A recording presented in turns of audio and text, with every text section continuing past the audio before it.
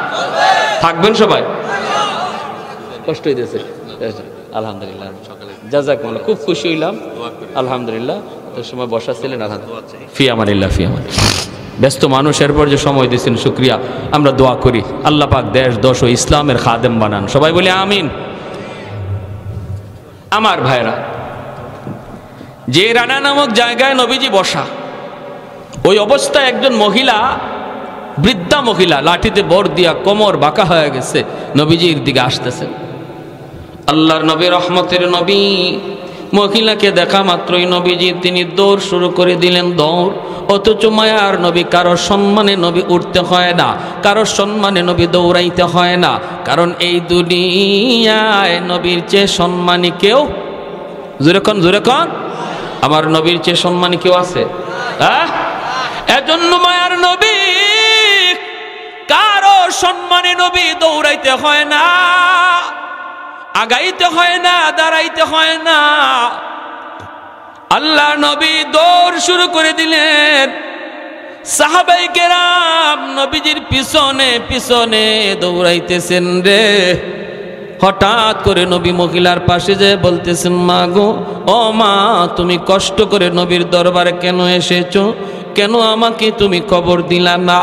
আমাকে খবর দিলে আমি তো তোমার দরবারে হাজির হয়ে যাইতাম, তুমি কেন কষ্ট করে এসেছ? এই বলে মায়ার নবী, দয়ার নবী, তার গায়ে নবুয়তি চাদর, এই চাদর কারা নবী মাটিতে বিছায়া দিলেন। আমার নবীর নবুয়তি চাদরের দাম আছে না নাই? তামাম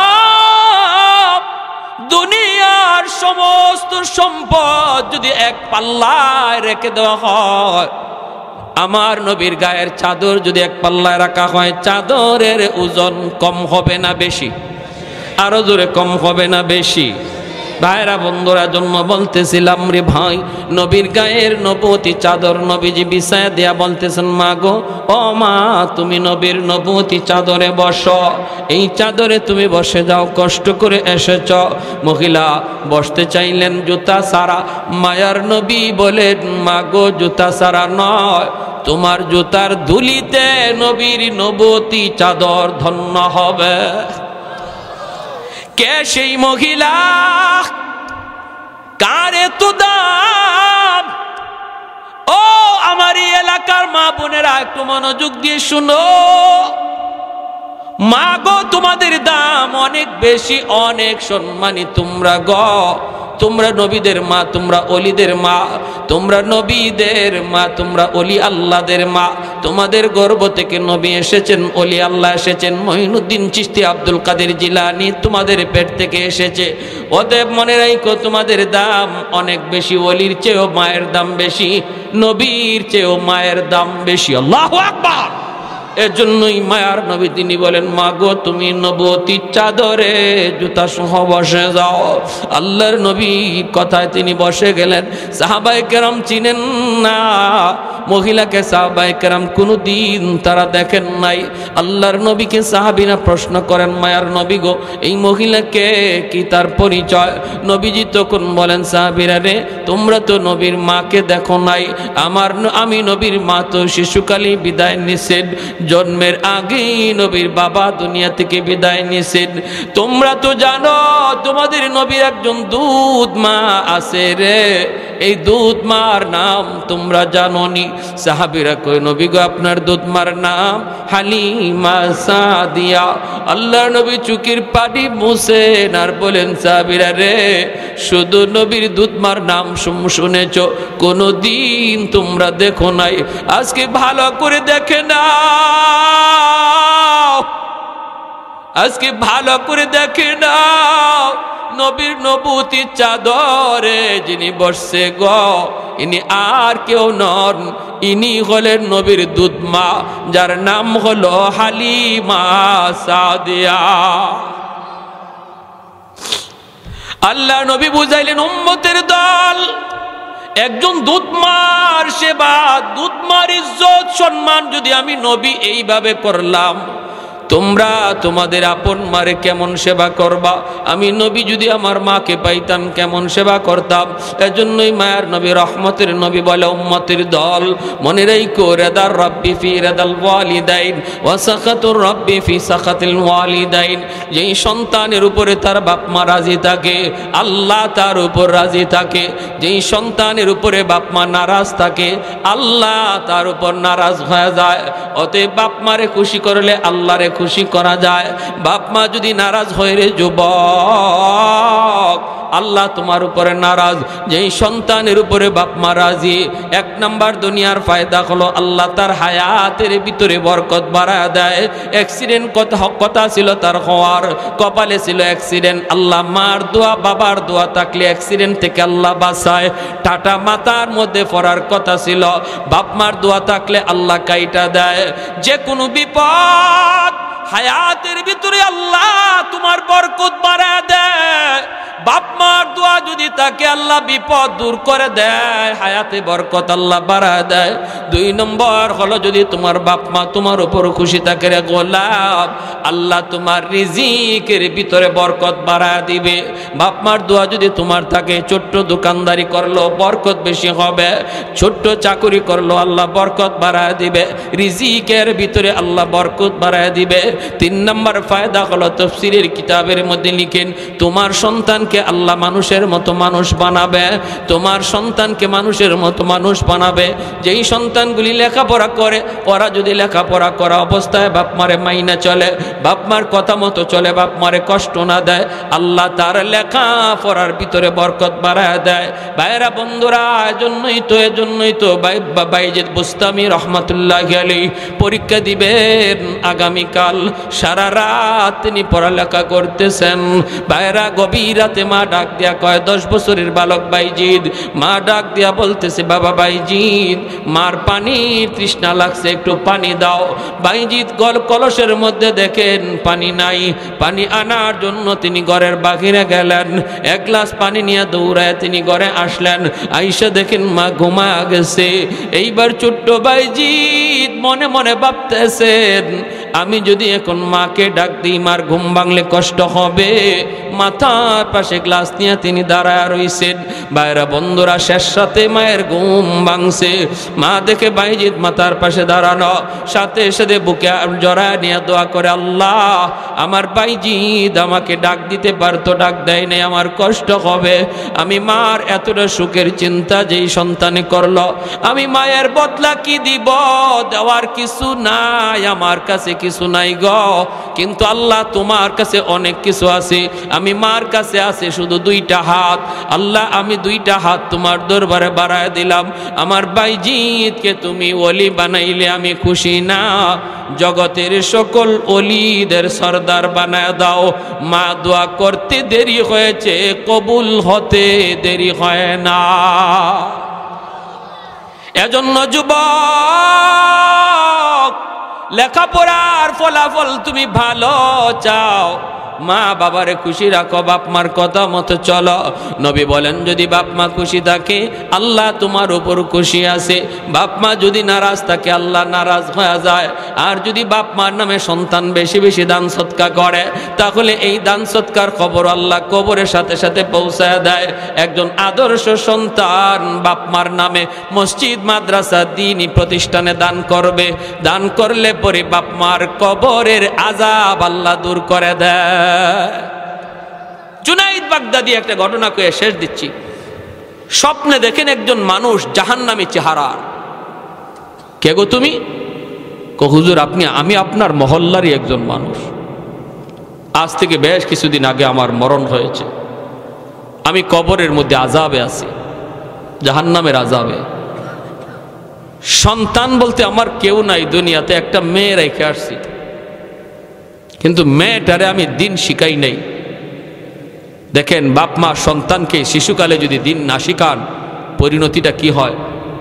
সন্তানকে শিশুকালেই মাদ্রাসায় পড়ান, মাদ্রাসায় 5 বছর মাদ্রাসায় পড়ান, তারপরে তারে ডাক্তার বানাইয়েন, ইঞ্জিনিয়ার বানাইয়েন, প্রফেসর বানাইয়েন। 5 বছর মাদ্রাসায় পড়াইলে সন্তানটা মুসলমানই শিখবে, বাপ মার কদর শিখবে, আলেমুল আমার কদর শিখবে, কোরআনের মহব্বত অন্তরে জাগা দিবে। ঠিক না? 5 বছর ডাক্তার হওয়া আমার সন্তানের বড় পরিচয় না, সবচেয়ে বড় পরিচয় হলো সে মুসলমানের সন্তান।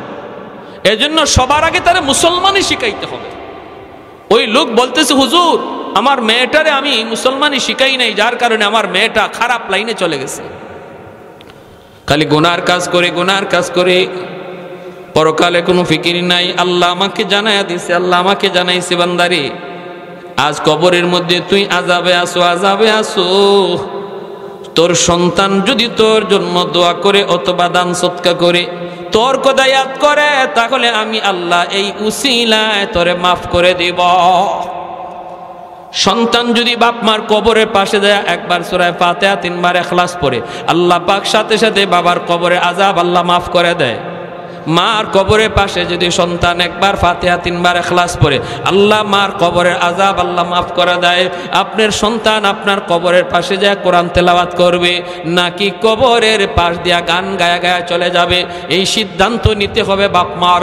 শিশুকালে যদি মাদ্রাসায় পড়ান তাহলে কবরের পাশ দিয়া গেলেও কোরআন তেলাওয়াত করবে, ঠিক না? হুজুর আমি আপনার কাছে এসেছি একটু সাহায্যের জন্য,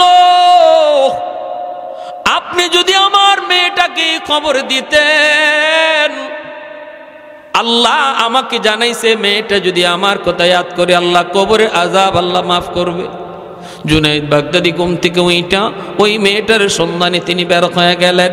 এলাকার মানুষকে জিজ্ঞেস করেন, বাবারা মেয়েটারে তোমরা চিনোনি? মানুষেরা কয়, হুজুর চিনি তো, কিন্তু এই মেয়ে তো খারাপ, মেয়ে তো ভালো না। হুজুর আপনি মেয়ের কাছে গিয়ে কি করবেন? আল্লাহর ওলি বলেন, বাবারে কও তোমরা কোথায় গেলে পাবো, আমার একান্ত প্রয়োজন, তার কাছে যাওয়াই লাগবে। মানুষেরা কয়, হুজুর নদীর ঘাটে যান, নদীর ঘাটে গোসল করে। আল্লাহর ওলি জুনাইদ বাগদাদি তিনি নদীর ঘাটে দাঁড়ায় রইলেন। মহিলা গোসল কইরা ওইটা কয়, মৌলবী তুমি কি চাও? আল্লাহর ওলি বলতেছেন, মা গো আমি কিছু চাই না, আমি একটা খবর নিয়ে এসেছি। কার খবর? কয় তোমার বাবার খবর।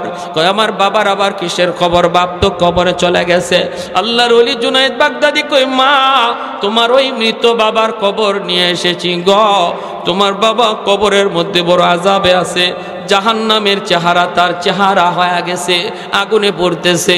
আমাকে জানাই দিছে তোমার বাবা, তোমার বাবাকে আল্লাহ জানাইছে তুমি যদি তোমার বাবার জন্য দান সদকা করো অথবা তার কথা ইয়াদ করো অথবা দোয়া করো, আল্লাহ তোমার বাবার কবরের আযাব আল্লাহ মাফ করে দিবে। এমনি মেয়েটাই কয়, মৌলবী আমি কি আবার দান করব? আমি আবার দান করব? মরা মানুষ মইরা গেছে, আবার তার জন্য কি করার আছে? মানুষ যখন গুনাহ করে তখন গুনাহ করতে করতে কলব শক্ত হয়ে যায়, কলিজাটা পাথর হয়ে যায়, চোখ দিয়া পানি আসে না। যখন দিল নরম হয় না তখন বুঝবেন কলিজা শক্ত হয়ে গেছে, এটা গুনার মস্ত বড় বদাসর, কলিজা শক্ত হয়ে যাওয়া। ভাইরা বন্ধুরা, জুনাইদ বাগদাদি যতই কয় মেয়েটার মন নরম হয় না, নরম হয় না, মরণের ভয় তার অন্তরে নাই। হঠাৎ করে এক মুষ্টি পানি হাতে লইয়া জুনাইদ বাগদাদির দিকে এইভাবে পানিটা ঢিল মারছে আর কয়, মৌলবী এই পানিটা আমার বাপের লাগে আমি সদকা করলাম। জুনাইদ বাগদাদি বড় কষ্ট পাইলেন। আল্লাহর ওলি তিনি সইরা গেলেন, পানিটা তার গায়ে লাগলো না, তিনি চলে যাইতেছেন মনে কষ্ট লইয়া আর কান্দেন। বলেন, মালিক এমনও সন্তান বুঝি হয় যেই সন্তানের কারণে বাপ মা রাতকে দিন বানাইল, রক্ত পানি করলো। এই সন্তান বাবার এত বড় কষ্টের এত বড় বিপদের কথা শোনার পরও একটুও তার দিল নরম হলো না। এই মনে কইরা জুনাইদ বাগদাদি চলে গেলেন। রাতের বেলা আল্লাহর ওলি ঘুমাইলেন, স্বপ্নে দেখেন ওই মানুষটা আজ রাতেও স্বপ্নে দেখা দিয়েছে, কিন্তু আজকে তার চেহারা জান্নাতি মানুষের চেহারা। আল্লাহর ওলি জিজ্ঞেস করে, ভাই আপনি কে? কয়, হুজুর আমি আপনার এলাকার ওই মানুষ যে গতকাল এসেছিলাম। গতকাল তুমি ছিলা জাহান্নামী, আজ তুমি জান্নাতি। কেমন করে একটু আমাকে বুঝাও গো। এমনি লোকটাকে, হুজুর আমি আপনার উপকার স্বীকার করার জন্য এসেছি, আমি আপনার শুকরিয়া আদায় করার জন্য এসেছি। হুজুর আপনি আমার মেয়েটারে যখনই আমার খবর দিছেন তখন মেয়েটা আপনার দিকে ঢিল মারছে পানি লইয়া। পানি উড়ায় মারছে, ছিটায় মারছে আপনার দিকে, তাই না? বলে হ্যাঁ, কিন্তু আমার মেয়েটার এই পানি আপনার গায়ে লাগে নাই, পড়ছে মাটিতে। যেই জায়গার মধ্যে পানিটা পড়ছে ওই জায়গায় অনেক দিন যাবত একটা পোকা পানির তৃষ্ণায় ছটফট করতেছিল। ওই পোকাটার মুখে পানি যা পড়লো, পোকাটা পানি খায়া আল্লাহর কাছে দোয়া করে, মালিক যার উসিলায় পানি খাইয়া আমি আজ প্রাণে বাঁচলাম, তুমি তারে মাফ করো। ওই পোকার দোয়ার খাতিরে আল্লাহ আমাকে মাফ কইরা দে। এজন্য বলি ভাই, যাদের বাপ মা নাই, বাপ মার কথা ইয়াদ কইরো, নামাজ পইরা দোয়া পইরো, রব্বির হামহুমা কামা রাব্বায়ানি সগীরা। কবরে পার দিয়ে যাইতেছো রে ভাই, টাইম কম, তবু এই দোয়াটা পইরা পইরা যাও, রব্বির হামহুমা কামা রাব্বায়ানি সগীরা। হাজার হুজুরে রব্বির হামহুমা দোয়া করলো এত লাভ হবে না। সন্তান যখন বাবার কবরের পাশে গিয়ে একবার এই দোয়াটা পড়বে, এটা যত লাভ হবে, যত উপকার হবে। এজন্য ভাই, আজ আসি কাল আমরা কেউ থাকবো না। আজ বাবা চলে গেছে, কাল আমি চলে যাব। আমি যদি আমার বাবার কথা ইয়াদ করি, মায়ের কথা ইয়াদ করি, আগামীকাল আমার সন্তানও আমার কথা ইয়াদ করবে। আর যেখানে যেখানে দান করার সুযোগ আসে, এখানে বাপমার নামে দান করব। এটা বাপমার হক, সন্তানের কাছে পাও না, সন্তানের কাছে পাও না। আমরা যদি এটা আদায় করি, আগামীকাল আমার সন্তানও এরকম ওয়াজ মাহফিল বলেন, মসজিদ বলেন, বিভিন্ন জায়গায় এরকম কি করবে, আমাদের কথা ইয়াদ করে দান সৎকা করবে। ঠিক না ভাই? হ্যাঁ, এজন্য সন্তানকে দান করা শিখাইয়া যাও, সন্তানকে এরকম নামাজ পড়া শিখাও, সন্তানকে এরকমভাবে কি করা, হ্যাঁ, সালাম দেওয়া শিখাও। মুরব্বী একজন আসছে, ছোট্ট বাচ্চাটা কাছে আইছে, বাবা ইনি তোমার আব্বুর বন্ধু, ইনি আমার বন্ধু, তোমার চাচা হয়, সালাম দাও, সালাম দাও। বাবা ছেলেকে সালাম করা এখনও আমার মনে আছে, আমি যখন ক্লাস 3-তে পড়ি, স্কুলে পড়ি, আমাদের ঘরে আব্বার এক বন্ধু আসছে, আমি পাশের রুম থেকে দৌড় দিয়ে আব্বার কুলে চলে আসছি। আব্বা আমারে বলতেছে, তুমি সালাম দিলা না? স্কুলে পড়ি তখন, আমি সালাম দিলা না? তখন আমি বলতেছি আসসালামু আলাইকুম। আমার এখনো মনে আছে ক্লাস 3-তে না 4-তে, তখন আব্বা বলতেছে নো। আমার আব্বা একজন জেনারেল শিক্ষিত, সরকারি হেলথ ইন্সপেক্টর, আমাদের অল ফ্যামিলি জেনারেল শিক্ষিত। আমি একাই শুধু আমাদের গোষ্ঠীর মধ্যে মাদ্রাসায়। আমার ইমিডিয়েট ছোটো ভাই, আপন ভাই, আইন মন্ত্রণালয়ের রানিং উপসচিব। এরপরের ছোটো ভাইটা আমেরিকা, নিউ ইয়র্কে, ফ্যামিলি সহ সবাই, চাচারা সবাই ওই লাইনে। আব্বা বলতেছেন কি, যে এখন সালাম দিলে হবে না, তুমি আবার রুম থেকে বের হও, রুম থেকে বের হও। আমার রুম থেকে বের করছেন, বের করে বলছেন যে আবার রুমে ঢোকার সময় সালাম দিয়ে ঢুকো। কি বুঝলেন আপনি? এই যে আমারে একটা সবক দিয়েছেন, শিক্ষা দিয়েছেন। আমি ওখানে সালাম দিলেই তো হয়ে গেছিল, কিন্তু আমাকে ইয়াদ করানোর জন্য, এই জন্যই এতটুকু করছেন বিদায়। আজ 45 বছর, আমার তখন বয়স ছিল হয়তো 7 বছর, 7 বছরের 8 বছরের সেই ঘটনাটা এখনো আমার মনে আছে। আমার আব্বা সালাম না দেওয়ার কারণে আমার রুম থেকে বের করে দিছিলেন, বের করে বলছিলেন আবার রুমে ঢুকো, সালাম দিয়ে ঢুকো। এই হলো বাপমার শিক্ষা, ঠিক কিনা জোরে কম?